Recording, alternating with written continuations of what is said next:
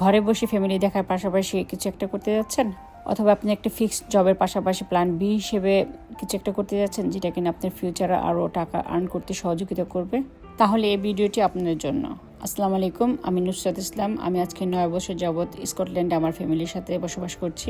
আমি ফ্যামিলি দেখাশোনার পাশাপাশি একটি অনলাইন ডিজিটাল বিজনেস রান করছি, যেটা একটা ইন্টারনেট সহ মোবাইলের মাধ্যমে অথবা ল্যাপটপ দিয়ে যে কোনো জায়গা থেকে রান করতে পারেন।